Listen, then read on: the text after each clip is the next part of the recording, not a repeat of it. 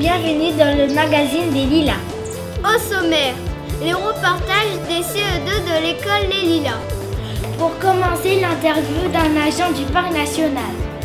Puis un reportage sur les plantations d'une graine d'une plante indigène de la Réunion. Ensuite, un autre reportage sur la visite de la pépinière de Saint-Denis. Puis sur le reboisement de la forêt sèche de la Grande Chaloupe. Et enfin, sur la visite du jardin botanique de la Réunion. Pour terminer, une visite guidée de l'école Les Lilas qui intéressera particulièrement les correspondants des élèves. Les élèves de la classe de Madame Permal ont interviewé Cédric, l'agent du parc national. Comment vous appelez-vous? Je m'appelle Cédric Anamoutou. Où travaillez-vous? Je travaille pour le parc national de la Réunion à Saint-Denis. Et le parc national de la Réunion est situé à la plaine des Palmistes. Avec qui travaillez-vous? Alors je travaille avec Pascal Trouillon, qui est le coordinateur du projet Life Plus Forêt Sèche. Je travaille aussi avec Yann Fontaine, qui est le chargé de conservation du projet. Et je travaille aussi avec Catherine Bouchet, qui est en charge du développement local. Et je travaille aussi avec Anouk Pitot, qui est en charge de la production, et Sophie Robin, qui est médiatrice scientifique. Et je travaille avec tous les agents du parc national de la Réunion qui travaillent pour la préservation de la nature et de la biodiversité de l'île de la Réunion. Où se situe votre bureau? Alors mon bureau est situé à Saint-Denis, à 16 rue Mazagran. Qu'est-ce que Life Plus Forêt Sèche? Alors le Life Plus Forêt Sèche, c'est un projet de préservation de la forêt sèche de la Réunion qui a commencé en 2014 et jusqu'en 2020. Et ce projet Life Plus est un financement de l'Europe, l'instrument financier européen. Et Life Plus est financé aussi par la région Réunion, le département de la Réunion, le conservatoire du littoral et l'État. C'est plein d'institutions à l'île de la Réunion qui préservent la forêt sèche de la Réunion. Et le projet Life Plus Forêt Sèche est piloté, donc coordonné par le Parc national de la Réunion. Donc le projet Life Plus Forêt Sèche, c'est un projet pour sauver la forêt sèche de la Réunion qui est en train de disparaître. Qu'est-ce qui a détruit la forêt sèche? Alors depuis l'arrivée de l'homme, l'homme a été le principal concerné par la disparition de la forêt sèche. Donc ils ont coupé les pieds de bois pour construire leur maison, ils ont consommé les animaux. Mais aujourd'hui, l'une des plus grandes menaces de la forêt sèche de la Réunion, ce sont les espèces exotiques envahissantes. La gane papillon, le carabée, le choca, le avocat marron. Donc ce sont des espèces exotiques envahissantes qui sont en train de détruire les espèces endémiques et indigènes de la Réunion. Combien de pieds de bois avez-vous planté? Alors depuis 2009, nous avons planté 100 000 pieds de bois sur la planaise de la Grande Chaloupe. Et grâce à nos classes à projet, donc grâce à cette classe de CE2 de l'école des Lilas, on va pouvoir planter 80 000 pieds de bois sur la planaise de la Grande Chaloupe, qui complétera les 100 000 premiers. Donc on sera à peu près à 180 000 pieds de bois. Quelles plantes endémiques allez-vous planter? Alors la majorité des plantes que nous allons planter sont endémiques et indigènes. Les plantes endémiques les plus emblématiques que nous allons planter, c'est le bois de senteur blanc, qui est emblématique de la Réunion et ancré dans la culture de l'île de la Réunion.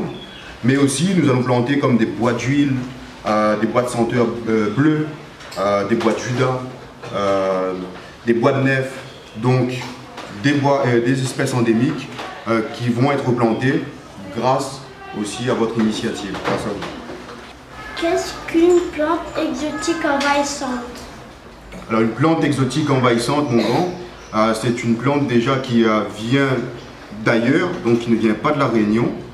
Et envahissante, c'est une espèce qui vient d'ailleurs et qui vient envahir les espèces endémiques indigènes. Donc ils vont prendre la place des espèces endémiques, ils vont étouffer les espèces endémiques, donc ils ne sont pas chez eux. Donc il faut lutter contre ces espèces exotiques envahissantes pour laisser vivre les espèces endémiques de la Réunion. Où se situe la forêt sèche? Alors autrefois, la forêt sèche se situait, il y a 300 ans de cela, de Saint-Denis jusqu'à Saint-Pierre, en passant par la côte ouest, Aujourd'hui, on est en 2016, la forêt sèche se situe principalement à la Grande Chaloupe, dans les Pas de Mafat et Sillaos. Et les plus belles reliques se trouvent bien entendu à la Grande Chaloupe, là où on a mis en place le projet Life Plus Correction 1 et maintenant Life Plus Forêt Sèche. Les élèves des classes de CE2 ont visité la pépinière de Saint-Denis. Qu'avez-vous vu à la pépinière? À la pépinière, nous avons vu des espèces endémiques et exotiques. Certaines étaient placées sous des serres et d'autres à l'extérieur pour le sevrage. Qu'est-ce que le sevrage? Le sevrage est une technique pour habituer les plantes à rester plus longtemps au soleil sans avoir beaucoup d'eau. Pourquoi doit-on faire le sevrage? On doit faire le sevrage pour habituer les plantes au climat de la forêt sèche et pour qu'elles puissent survivre. Mercredi 29 mars, nous sommes allés à la pépinière de Saint-Denis. Nous avons vu Cédric, Clarisse, Patrick et Marie-Ève. Cédric et Clarisse travaillent au Parc national et Patrick et Marie-Ève sont des responsables de la pépinière. À l'entrée de la pépinière, nous avons vu des espèces d'aloe vera et des citronnelles. À la pépinière de Saint-Denis, on a vu de la terre et de la paille. Les jardiniers rempotaient les plantes et les mettaient dans des sachets horticoles pour décorer les espaces verts. À la pépinière de Saint-Denis, nous avons vu des serres dans lesquelles il y avait des plantules, il y avait des bois d'arnette, des bois de joli cœur, et ces plantes sont endémiques de la Réunion. Ces plantes vont servir pour le projet Life Plus du Parc national de la Réunion. Les plantes exotiques servent à décorer la ville de Saint-Denis. Elles vont être arrosées avec un système d'arrosage automatique. Le sevrage, c'est quand on apprend aux plantes à ne pas avoir besoin de beaucoup d'eau. L'arboretum de la pépinière de Saint-Denis est une mini-forêt sèche. Dans l'arboretum, il y avait des bois d'arnette qui sortaient la pomme, des pattes de poule, un odorant mâle qui avait plusieurs couleurs, il y avait des acatines et des bois de liqueur. Nous avons pris le bus Citalis pour aller à la pépinière. Nous sommes descendus au dernier arrêt et nous avons raté le bus 16 et nous sommes allés à pied jusqu'à la pépinière.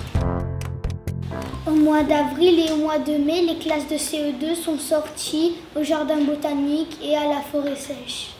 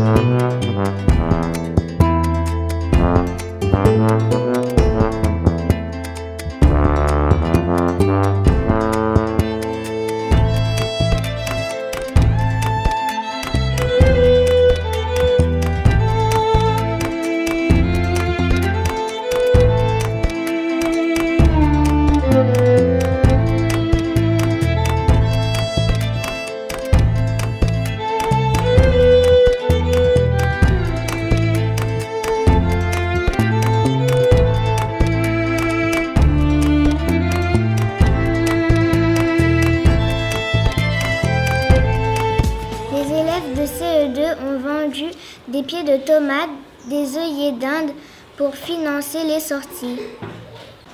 Où allez-vous vendre les plantes? On va vendre les plantes dans notre cour. À quel tarif allez-vous vendre les plantes? On va vendre les plantes tomates à 3 € et les œillets d'Inde à 2 €. Qui va acheter vos plantes? Ce sont nos familles, c'est-à-dire nos grands-pères, nos grands-mères, nos mamans, nos papas, nos grands frères et nos grandes sœurs.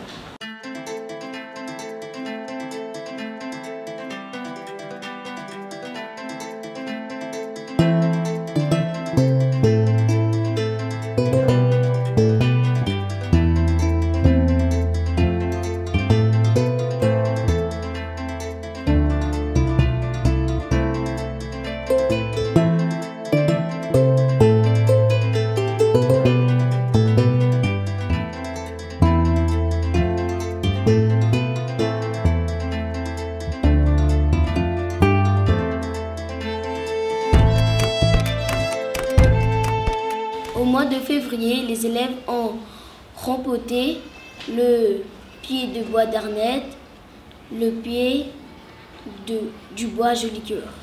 On ramasse de la terre pour mettre dans les pots. Après, on va mélanger la terre avec le terreau.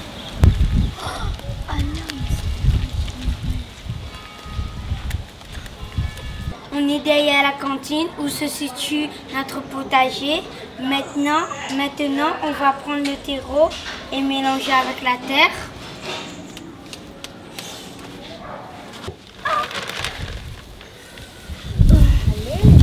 Je t'aide. Il y a un peu. Pardon. Et dépêche de toi. Ça prend un moyen ou ça va être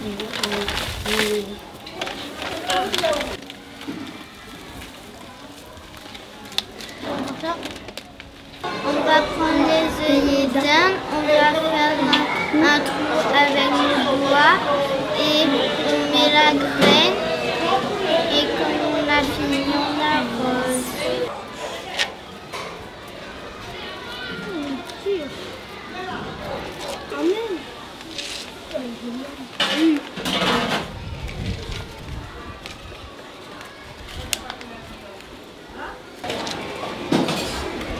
une coquille. Et ça c'est déjà fait. Alimentaire.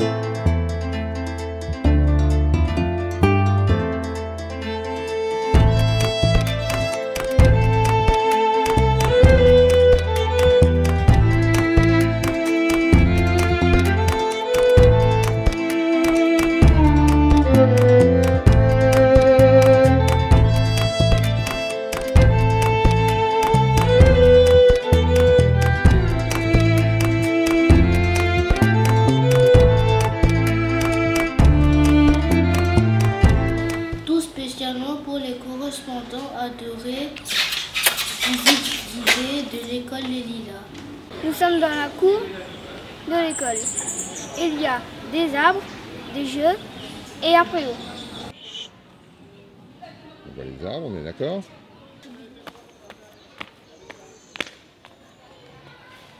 Derrière moi, il y a un grand bâtiment où il y a les classes de CM1 et de CM2. Il y a aussi le bureau du directeur, le bureau du secrétariat et la salle informatique. En face, il y a le bâtiment avec des classes de maternelle. Et là, derrière moi, il y a la cour des maternelles. Ici, nous sommes dans la cour de CP1. Les classes sont derrière moi. Voici le bâtiment dans lequel il y a les classes de CE2. À l'étage, il y a la bibliothèque. Ici, c'est la section où mangent les CP, CE1, CE2, CM1, CM2. Et à côté, il y a la section des maternelles. Bonjour. Bonjour. Comment vous appelez-vous? Madame Kibio Marie-Thérèse. Qu'est-ce que vous préparez à manger après-midi? Les pâtes et rôtis. Comment les enfants mangent? Je sais pas, j'espère que maman il mange bien. Est-ce que les enfants font du bruit? Beaucoup, beaucoup, beaucoup, beaucoup. Est-ce que les enfants font des bêtises? Beaucoup de bêtises. Quel est votre travail? Je suis responsable de la cantine et je fais à manger pour les enfants. Est-ce que vous avez d'autres rôles de la cantine? D'autres rôles, oui, aussi. Pour veiller les enfants, s'ils mangent bien surtout. Hein? Et s'ils ne bataillent pas, ils ne font pas de bêtises. Et ça, c'est mon rôle aussi. Et quand les enfants ils tombent de la cour, c'est mon rôle aussi. Qu'est-ce que vous faites de pâtes? Entretien, les classes. Est-ce que vous allez acheter la nourriture? C'est la mairie qui donne. Je suis le maire de Saint-Denis. C'est lui qui donne tout. Mais pas Mme Kibio. Depuis quand vous êtes ici? Bientôt 7 ans, mois de juin. Est-ce que vous aimez votre travail? J'aime mon travail. C'est pas facile, mais j'aime très bien encore. Comment vous appelez-vous? Dallo Jean-Max. Quel est votre métier? Mon métier, c'est garçon de cour, nettoyer la cour et mettre la cour propre. En quoi consiste votre métier? Mon métier consiste à nettoyer, occupe la cour, les jardins, les fleurs. Et c'est tout. Quels outils vous utilisez, M. Dallo? En début, le matin, il rentre 6 heures, il prend souffleur. Et puis pour les jardins, balayer gazon. Où rangez-vous votre matériel? C'est dans le casier à côté de toilette les filles.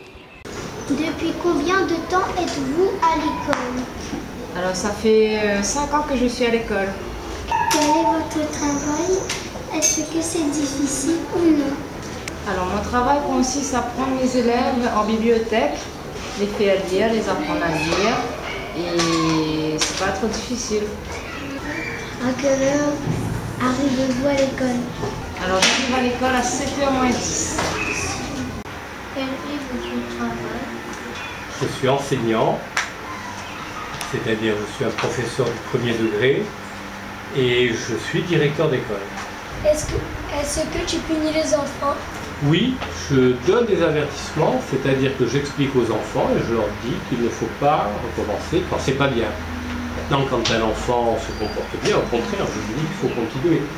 Mais tu sais, les enfants comprennent très bien si ce qu'ils font est bien ou est mal. Les enfants savent très bien ce qui est bien et ce qui est mal. Quel est votre travail? J'envoie des mails, je réponds au téléphone, je prends des rendez-vous aussi. Qu'est-ce que tu fais dans ton travail?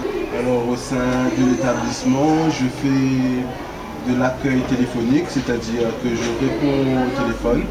Je fais beaucoup de tâches de secrétariat. Je fais l'accueil des parents et aussi l'accueil des élèves, des enfants. Je travaille également dans la salle informatique en faisant des photocopies et tout ce qui est assistance aussi sur l'ordinateur. Donc c'est principalement des tâches administratives et j'assiste toute l'équipe éducative en cas de besoin. Bonjour. Qu'est-ce que vous apprenez à vos élèves, Madame Rosier? Bonjour. Alors, ce que j'apprends à mes élèves, comme dans toutes les classes, on apprend à lire, écrire et compter, c'est la base. Mais je leur apprends aussi des choses beaucoup plus importantes qu'on appelle des valeurs, c'est-à-dire que le respect, la politesse, la bienveillance, etc. Donc ce sont des choses très importantes pour moi et il faut que les élèves apprennent tout ça pour pouvoir être des adultes responsables plus tard. Vos élèves sont en CM1 ou en CM2? j'ai une originalité dans ma classe, j'ai un double niveau, donc j'ai les deux, CM1 et CM2. Madame Rosier, est-ce que c'est difficile pour vous d'être dans une classe à 2 niveaux? Est-ce qu'il y a le même programme pour les enfants? Alors au début, effectivement, c'était difficile quand j'ai démarré, mais avec les nouveaux programmes, vous savez qu'il y a de nouveaux programmes, on parle maintenant de classes de cycle. Ça veut dire que dans un cycle, on a 3 niveaux, CM1, CM2 et 6e. Donc les programmes sont les mêmes pour ce cycle-là, c'est-à-dire que mes CM1 et mes CM2 ont les mêmes programmes à quelques petites différences près, où les CM2 ont des choses. Ils vont plus loin, par exemple, dans une leçon et ont des choses en plus par rapport au CM1. Mais c'est vrai que ça reste assez facile, on va dire, à mettre en œuvre. Pourquoi faites-vous ce métier? Alors, quelle question importante. Je t'avoue que j'ai commencé ce métier un peu par hasard. Je me suis lancée dans le concours pour devenir enseignante et j'ai appris à aimer ce métier, vraiment, vraiment beaucoup. Et je le fais maintenant, au fil des années, je me rends compte que c'est très, très important. On forme les gens de demain. Donc je suis fière de faire ce métier et je le fais avec beaucoup de plaisir. Depuis quand êtes-vous dans l'école, Madame Rosier? J'enseigne au Lila depuis 2009. Ces reportages sont faits par les élèves de Madame Kouel, Madame Akbar Ali et Madame Permal. Au revoir et à bientôt! Il était une feuille avec ses lignes. Ligne de vie, ligne de chance, ligne de cœur. Il était un arbre au bout de la branche. Un arbre digne de vie, digne de chance, digne de cœur. Cœur gravé, percé, transpercé. Un arbre que nul jamais ne vit. Il était des racines au bout de l'arbre. Racines, vigne de vie, vigne de chance, vigne de cœur. Au bout des racines, il était la terre toute courte, la terre toute ronde, la terre toute seule au travers du ciel. La terre, Robert Desnos.